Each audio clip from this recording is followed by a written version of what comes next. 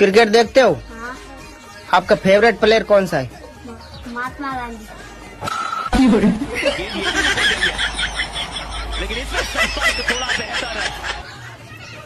और आपका favourite singer? Virat Kohli. Sir से जो सर की वो धीरे धीरे